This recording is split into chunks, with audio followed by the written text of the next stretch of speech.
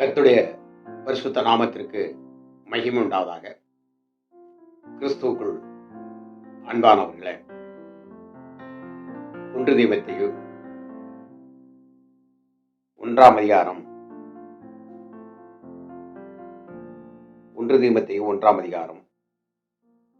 15 வசனத்திலிருந்து 15 வசனத்தை முதலாவது நான் உங்களுக்கு வாசித்து காட்டுகின்றேன். பாவிகளை ரட்சிக்க கிறிஸ்து இயேசு உலகத்தில் வந்தார் என்கின்ற வார்த்தை உண்மையும் எல்லா அங்கீகரிப்பும் பாத்திரமானது. அவர்களில் பிரதான பாவி நானே. அவர்களில் பிரதான பாவி நான்.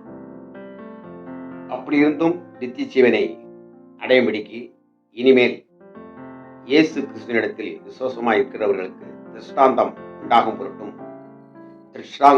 பொருட்டும் பிரதான பாவியாய் என்னிடத்தில் அவர் எல்லா நீடிய பொறுமையோடும் காண்பிக்கும்படிக்கு இரக்கம் பெற்றேன். கிறிஸ்துவுக்குள் அன்புக்குரியவர்களே, இந்த வேத பகுதியை மனதில் ஆழமாக கொள்க. பாவிகளை ரட்சிக்க கிறிஸ்து இயேசு உலகத்தில் வந்தார். இதுதான் நம்முடைய பிரதான செய்தியாக இருக்க வேண்டும். இருப்பதற்காகவே தேவன் இந்த உலகத்தில் மனு உருவானார், மனு கோலம் பூண்டார். காலம் நிறைவேறின போது ஸ்திரீனிடத்தில் ஒரு குழந்தையாக பிறந்தார். இந்த பிறந்தார் என்பதற்கும் வந்தார் என்பதற்கும் பெரிய வித்தியாசமான கருத்து இல்லை என்றாலும் சில ஆழமான ரகசியங்கள் இருக்கிறது. பிறந்தார் என்று சொன்னால் ஒரு பெண்ணின் வயிற்றுக்குள்ளிருந்து அவர் வெளியே வந்தது. அப்படித்தான் எந்த குழந்தையும் சொல்ல முடியும். அந்த அடிப்படை வந்தார் என்று சொன்னால் இதற்கு முன்னால், அதாவது அவருடைய ஆழ்மை தன்மை, மேலான தன்மையை குறிக்கிறது. வந்தார் என்று சொன்னால் இதற்கு முன்னால் அவர் எங்கேயோ இருந்தார் என்று பொருள். வந்தார் என்று சொன்னால் இதற்கு முன்னால் அவர் எங்கேயோ இருந்தார் என்று பொருள். இதை நீங்கள் ஒரு உள்ளத்திலே யோசித்து சிந்தித்து நீங்கள் பார்க்க வேண்டும். வந்தார் அப்படியானால் மோசேயினிடத்திலே சொல்வார், இருக்கிறவராகவே இருக்கிறேன் என்று தன்னை அறிமுகப்படுத்திக் கொண்டு, இருக்கிறேன் என்று சொன்னவர் உன்னை அனுப்புகிறேன். மக்கள் எந்த அதிகாரத்தில் எங்களை எகிப்தை விட்டு வெளியே வா, ராஜா எந்த அதிகாரத்தில் நீ வெளியே வா என்று சொல்லுகிறார் என்று கேட்டால், இருக்கிறவர் வர சொல்கிறார்.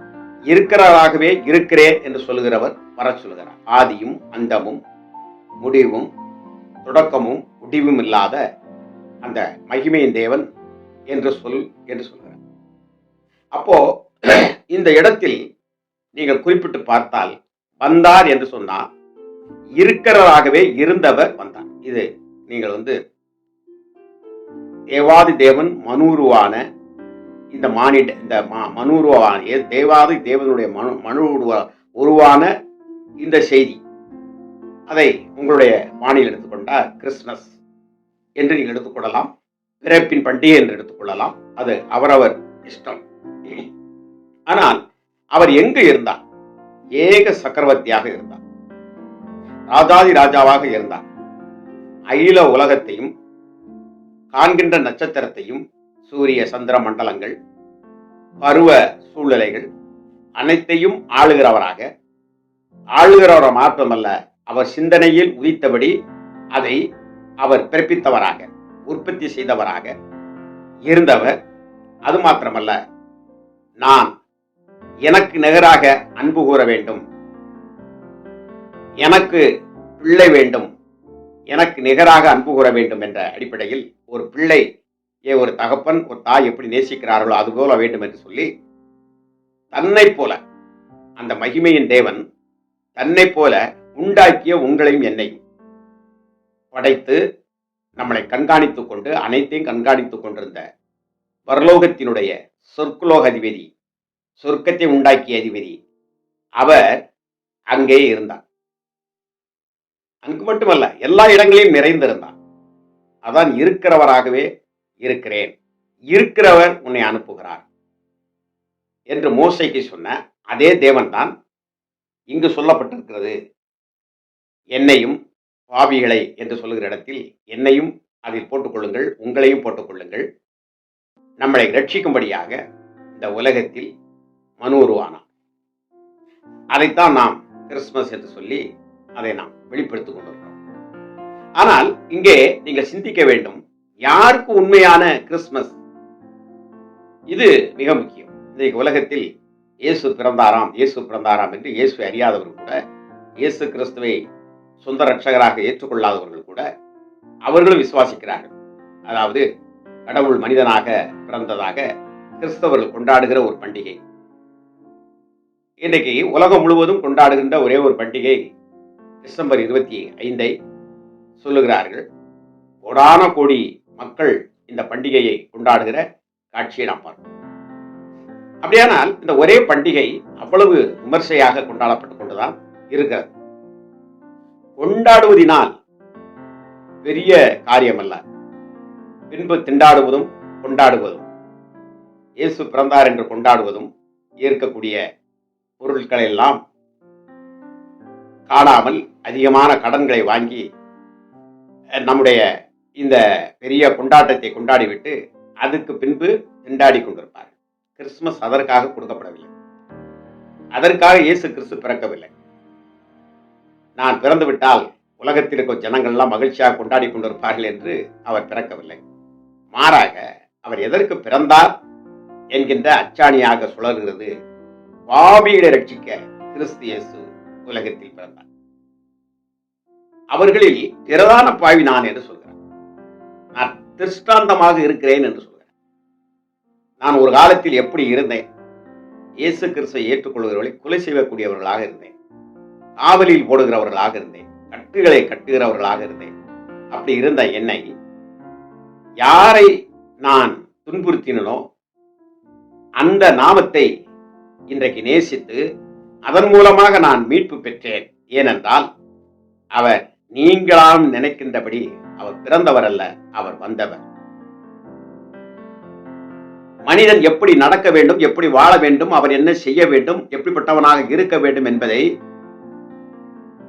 அவர் இந்த மனு உருவத்திலே அவனுக்கு கற்றுக் கொடுக்கும்படியாக அவர் வந்தவர். அவர் தேவாதி தேவன் என்பதை அவன் உணர்கிற பொழுது, இந்த பவுல் இந்த நிருபத்தை எழுதியவர் ஒரு பெரிய படிப்பாளி, ஒரு ரோமர்களுக்கு பல இடங்களில் உலகம் அளவுக்கு விரிந்து கிடந்த படைகளுக்கெல்லாம் அந்த அவர்கள் எங்கெங்கு அந்த ரோம படைகள் போய் யுத்த தளவாடங்களை வைக்கிறார்களோ அந்த இடத்துல எல்லாம் இந்த டெண்ட் அமைத்து கொடுப்பது, இப்படிப்பட்ட கான்ட்ராக்ட் உள்ள பெரிய ஒரு மனிதர். அவர் சொல்லுவார், நான் ரோமன் என்று சொல்வார், ரோமனுக்கு ரோமன் என்று சொல்வார். ஆனால் அவர் யூத இனத்தவராக இரட்ட குடியுரிமை அப்பயே அவரிடத்தில் இருந்தது. இன்றைக்கு அமெரிக்காவில் இருக்கிறவர் இரட்ட குடியுரிமை விரும்புகிறார்கள் அல்லவா, அதுபோல அவரிடத்தில் இருந்தது. ஆகவே அவ்வளவு ஒரு செல்வாக்கு. அது மாத்திரமல்ல, இந்த நியாயப்பிரமாணம் என்கின்றதான பழைய ஏற்பாட்டில் 5 ஆகமங்கள் இருக்கிறது அல்லவா, அதிலே கற்று தேர்ந்து அநேக காரியங்களை விளக்கக்கூடிய, அதை சொல்லக்கூடிய, அதற்கு ஊழியம் செய்கிறவராகவும் அவர் காணப்பட்டார். இவைகளெல்லாம் அவருடைய வாழ்க்கையில கொண்டாட்டங்கள் வருகிறது, பின்பு திண்டாட்டங்கள் வருகிறது, கொலை வெறி வருகிறது, மூர்க்க வெறி வருகிறது. இப்படிப்பட்ட கோலாகல காட்சிகளை உண்டு பண்ணிய தவிர இந்த கொடுமையான இருதயத்தை மாற்றவில்லை. அவருக்கு கொடுமையான இருதயத்தை மாற்றவில்லை. அப்படி மாற்றியது கர்த்தராகிய இயேசு கிறிஸ்து. ஏனென்றால் அவர் பிறந்தார் என்ற பார்வையிலே பார்த்து கொண்டிருக்கிறவர்கள் இன்றைக்கும் அப்படித்தான் இருக்கிறார்கள். அவர் வந்தார், வருவதற்கு முன்பதாக அவர் எனக்காக எதெல்லாம் அவர் செய்து கொண்டிருந்தார், என்னை அவர் நினைத்து என்னென்ன காரியம் எல்லாம் எனக்கு அவர் செய்து கொண்டு இருந்தார், எப்படிப்பட்டவராக இருந்தார் என்பதை எண்ணி பார்க்க வேண்டும். பவுல் அதை எண்ணி பார்க்கிறார். ஆதி காலம் முதல் தெய்வத்தினுடைய அனைத்து ரகசியங்களையும் வெளிப்படுத்துவதற்கு என்னை ஒரு பாத்திரமாக அவர் தெரிந்து கொண்டார் என்று சொல்லப்பட்டிருக்கிறது. நீங்களும் நானும் இன்னைக்கு பிறந்தார் என்ற அடிப்படையிலே சில ஊர்வலங்களாக சில காரியங்களை கொடிபிடித்து இந்த கிறிஸ்துமஸ் தாத்தா அவர் கோமாளியை போல, நான் ஏன் கோமாளி என்று சொல்கிறேன் என்றால் அதை தாத்தா என்று கூட நான் அதை சொல்வதில்லை. ஏனென்றால் வயிற்றிலே ஒரு தலானியை வைத்து அப்படி கட்டியிருப்பார்கள். அந்த மூஞ்சியை பார்க்கிற பொழுதே சிறு பிள்ளைகள் சிறுநீர் சிறு சிறு சிறு என்று கழித்து விடும், அந்த அளவிற்கு அந்த மூஞ்சியை வைத்திருப்பார்கள். ஒரு ஒரு சிகப்பு துணியை போட்டிருப்பார்கள். பார்ப்பதற்கு அவலட்சணமும் கன்றாவியுமாக இருக்கும். நீங்கள் வயதாகிய பின்பு இப்படி இருக்க வேண்டும் என்று எப்பயாவது நினைத்து பார்த்ததுண்டா? நீங்கள் வயதான பின்பு இதுபோல நான் இருக்க வேண்டும் என்று நினைத்ததுண்டா?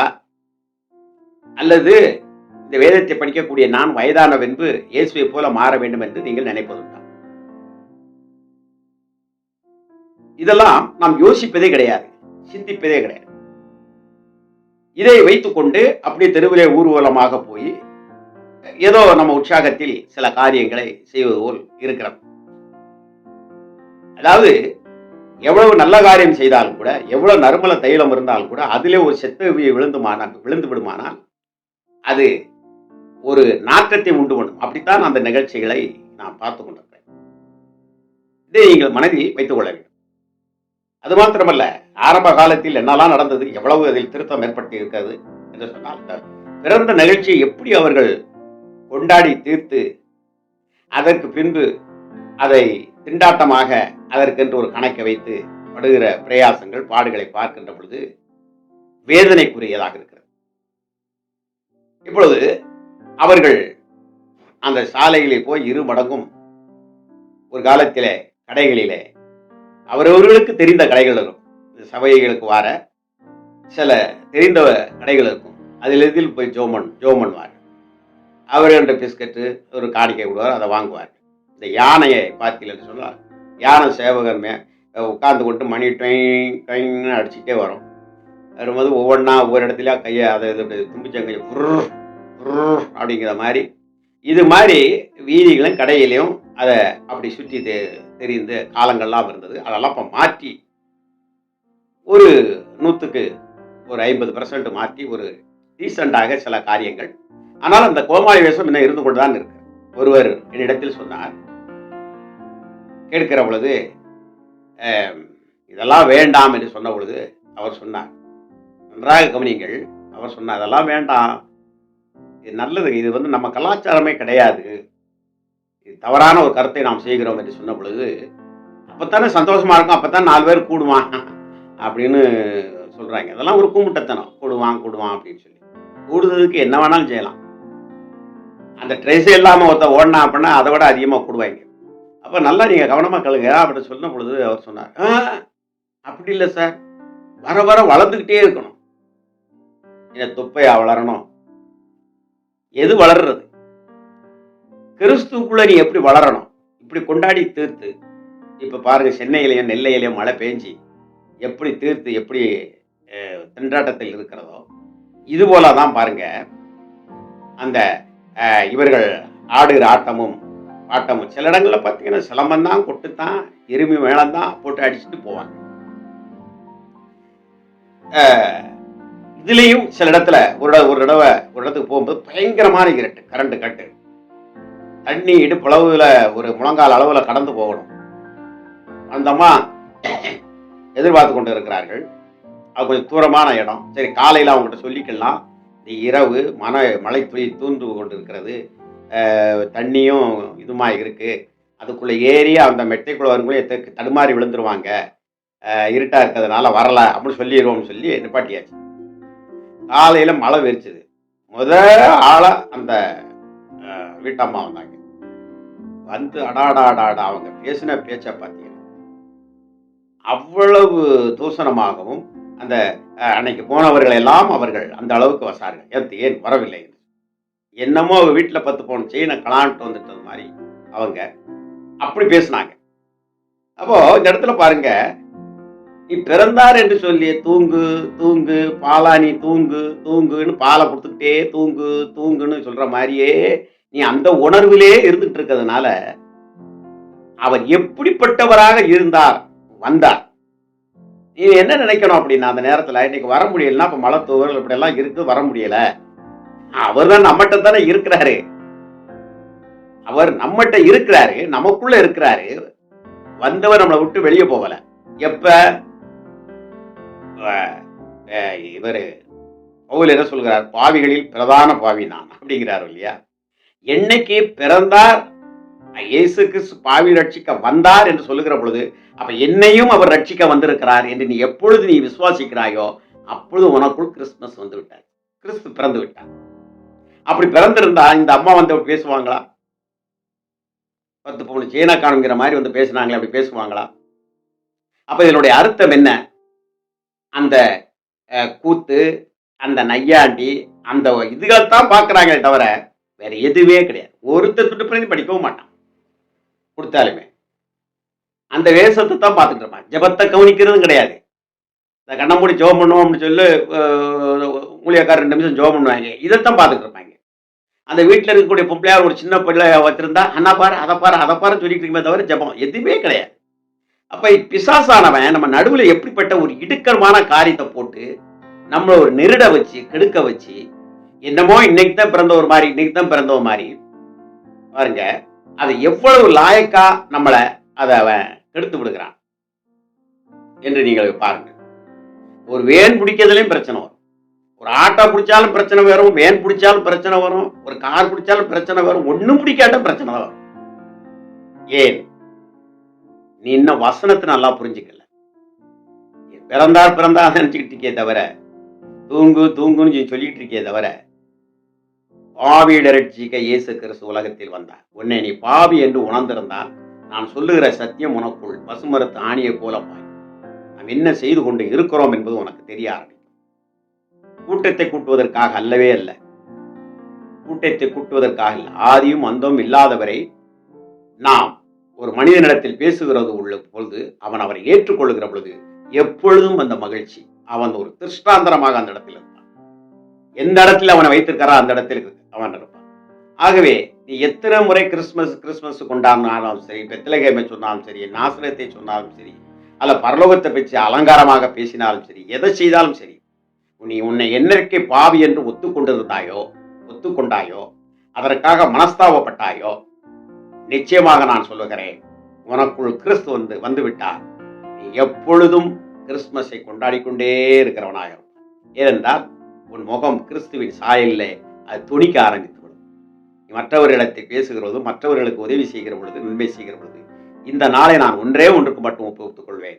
இந்த உலகம் கிறிஸ்தவர்களுக்கு இயேசு பிறந்திருக்கிறார் என்று சொல்வதை எங்களுக்கும் மட்டுமல்ல உங்களுக்கும் தான் பிறந்திருக்கிறார் என்று நன்மை செய்வதன் மூலமாக அவர்களை உள்வாங்கிக் கொள்கிறேன் தவிர, எனக்கு எப்பொழுது நான் பாவி என்று என்னை எண்ணினேனோ எண்ணி அதுக்கு ஒரு மீட்பராக அவர் இவ்வளவு மகிமையின் தேவன் வந்தா எனக்குள் அவர் வந்து விட்டார், தூக்கி குஞ்சு கொண்டு இருப்பதல்ல, எனக்குள் வந்து விட்டார் என்கின்ற எண்ணம் எனக்குள் வந்தது. ஆகவே இதுவே கிறிஸ்மஸ் இப்படி நீங்கள் அதை அனுபவிக்க வேண்டும் என்று நான் உங்களுக்கு அன்போடு சொல்லிக் கொள்ளுகிறேன். கர்த்தர் நம்மளை ஆசீர்வதிப்பாராக. ஆமென்.